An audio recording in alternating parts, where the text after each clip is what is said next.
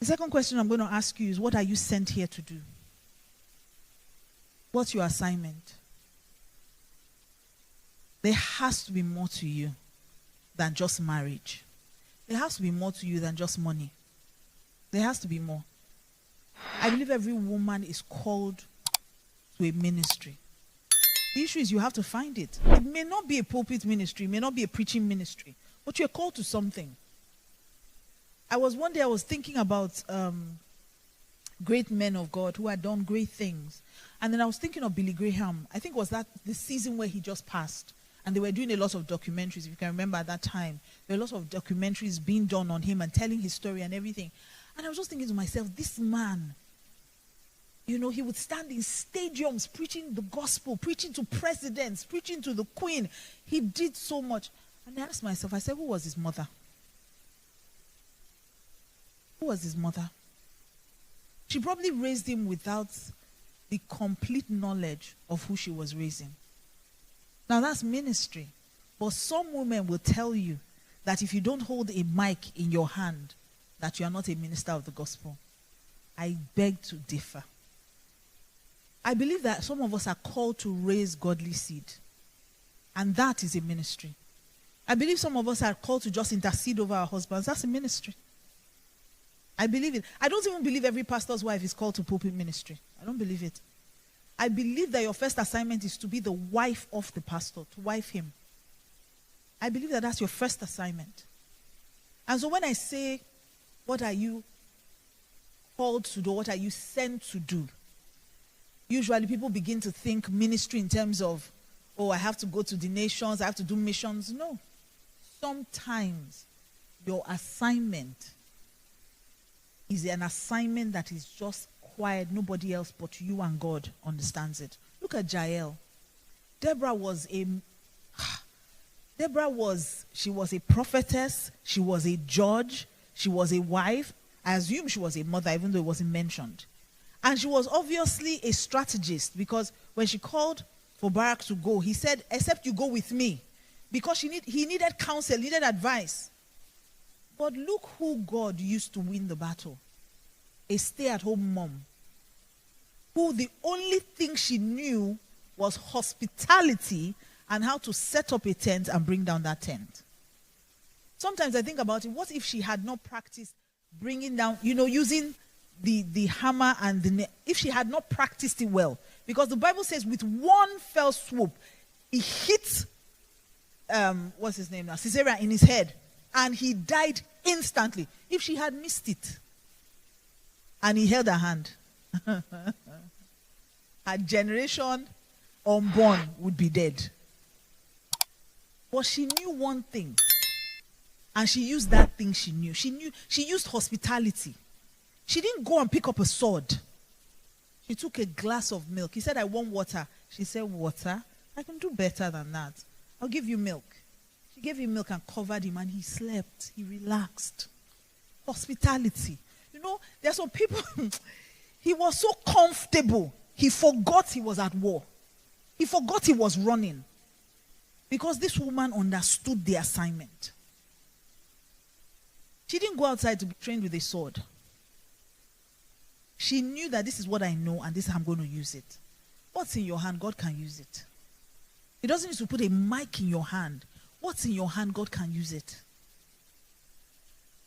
And truly, I'm tired of women just thinking all I'm called to do is just marry. No, there's so much greatness on the inside of you. So much. So much.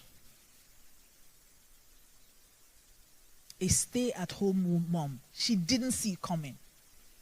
Sometimes the reason why you don't recognize what's in your hand is because you've taken it for granted. It's something you find easy to do. That's why you don't pay any mind to it. So the first question is, who are you? Second question is, what are you sent to do? The third question is going to be one of the most important questions you ask yourself. Who are you sent to do it with? If you are called to marriage, and I believe not everyone will get married. I don't believe everyone is called to marriage. But if you are called to marriage, then you have to learn how to do it right. By first picking. I hear a lot of women fight about submission, and this is my take on the issue. Submission is never the issue. It's selection. Submission always starts with selection. If you pick right, if you pick a man that loves you, a man that pampers you, a man that every decision he makes is for your good, there's nothing he will tell you to do that you won't do. I'm telling you, there's nothing. You see, we don't really have a problem with submission. We have a problem with who we are submitting to. How many of you drive in the room? How many of you drive? Can I see your hand? Thank you. How many of you have gotten to a traffic light and the light turned red and you said, me, submit to this stupid, this is an inanimate object. How can he tell me what to do? How many of you will run that red light? Nobody. So you have a problem with submission. You have a problem with the person you're submitting to. And I have a problem with the fact that you chose someone you cannot submit to. And that's why I said it all starts with identity. If you know who you are, you will know who to pick. You won't marry somebody you can't respect.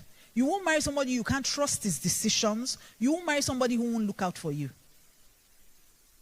So, who are you sent to do whatever you are sent to do it with? Who is the person? That's what you need to ask yourself. And picking right is 80% of the job. You pick right, that's the first step. The second step is that you now have to do the right things in that marriage to make it work. Because you can pick the right person, and through your wrong actions, you can lose them. Because I've seen women married to very good men, and they drive them with bad attitudes. You become entitled because he treats you well. I've seen it happen over and over again.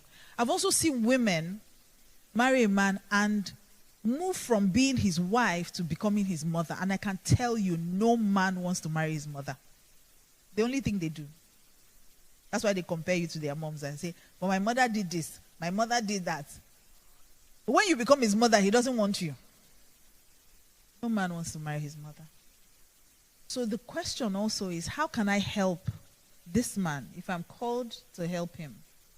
How can I help him gracefully? Because there's a way you can help someone and the person will feel that you are being condescending. So how do I manage it? So that, first of all, I do what I'm supposed to do. I do it with the right person, and I don't lose myself doing it. Because one of the things I've seen is women lose themselves in marriage. You forget who you were from the very beginning. You see, I'm going back to identity. It always goes back to who you are.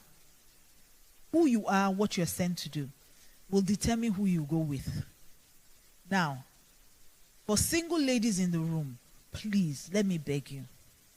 Do not marry a man who doesn't have a large enough vision to accommodate yours. Do not marry a man who is not secure enough to let you shine.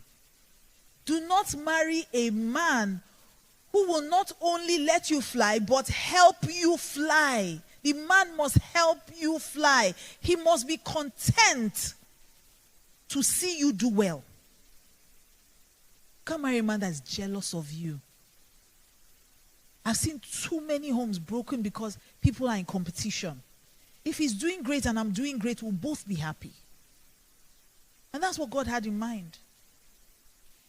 So the person you go with is important. The person you go with, I've seen so many women get married and all their dreams dead. Dead because you married the wrong person. So the first question is, who are you?